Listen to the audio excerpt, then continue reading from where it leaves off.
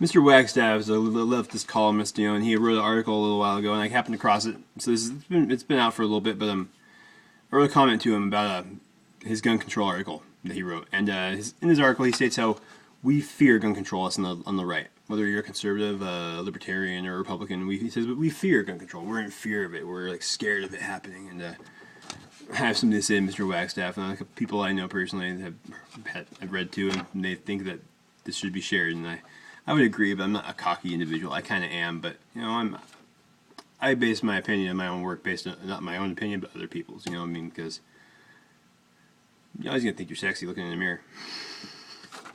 So, Mr. Wagstaff, we aren't scared of gun laws of any kind, but liberals should be, because the more you push on us, the sooner 1776 will come again, and freedom will have a new birth, and you and all the journalist hacks that follow Obama like an obedient throng of worshippers will be outed, and we, the American people, will not listen to you anymore.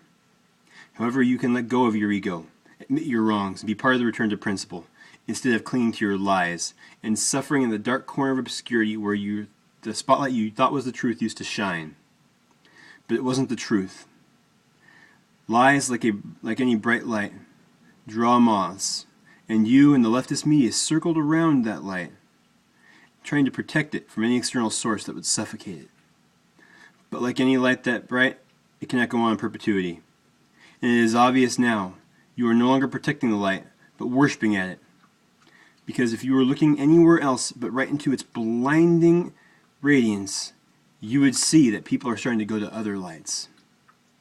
Lights not so bright, but consistent, unwavering lights of truth that have an eternal flame, burning not bright, but with that old consistent flicker. You, Mr. Wagstaff, can look away from your progressive leaders. They are not your masters.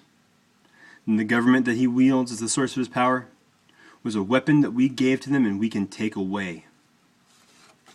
The Declaration of Independence states that we can take it away in the one simple line where it says, deriving their just powers from the consent of the governed.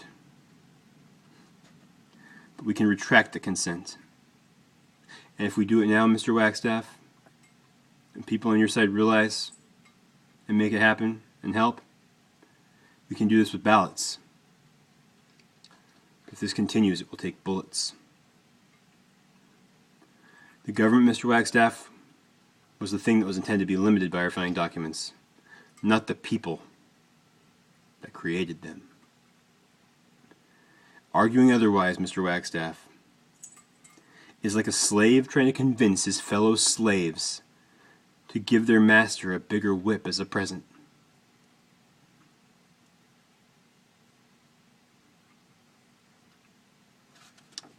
That's it.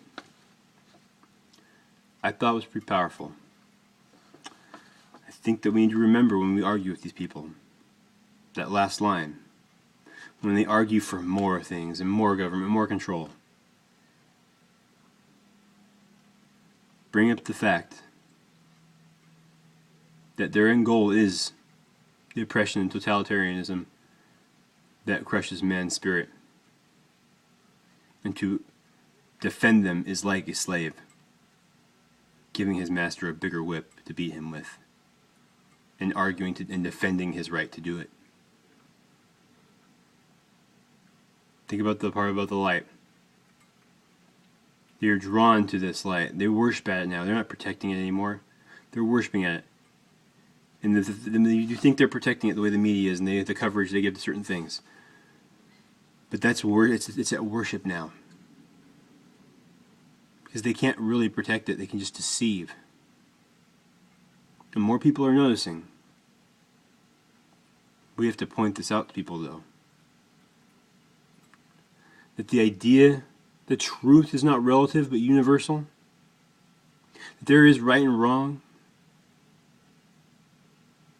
are timeless things. They will never shine as bright as the fads and trends of the present. But they will always be there. They are written in our hearts, the truth and morality, and we all know it. You can see it even in the leftist eyes when he goes on a show as a pundit and says his talking points. I find it hard to believe that they still are completely convinced. They're just poor humans that don't know how to come to terms with the fact that they've been wrong their whole lives now. And when you point all these things out, do not be harsh to them. It speaks in a way to their character that they would be deceived by the left. Because there's really good intentions, but they're not based in reality, of course, but they're good intentions. And they want good things. That's why they argue for gun control, because they don't want people to get hurt. But remember that.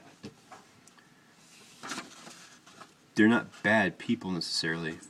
A lot of them are honest people that have good intentions on the left. But they have not come to terms with where what they believe ends up. It ends up as you being the slave. And when you look back, you will have realized when it's too late that you bought your master or gave your master a bigger whip. He eventually enslaved you with. And when it was happening at first, you didn't even realize he was the master and you were the slave. Those of us who are awake have a responsibility to wake people up. Do not begrudge them their beliefs because they have to come to our side. We have to show them something better. That is what the GOP has lacked in doing. They have said, come to us, but they're not giving them a better alternative. Because they are involved in the same corruption. Different in a lot of ways, especially in certain cases, but they're part of the same establishment where they think more government's the answer, another law is the answer. We all know it's not. Thank you for watching this short little clip. I appreciate your time because I can't give it back to you, so thank you for spending it with me. I'm going to do a second video with just the letter real quick, but I thought I needed to do one with a more thorough, in-depth explanation of when we talk to these people, because I mean, we have to win them over. We do. We can't just say, you're wrong, and give them nothing to believe in. It's a vacuum that they will fill with something, and if you don't give them something better to fill it with, a lot of times people just don't even change. Have a good day, guys. Thank you.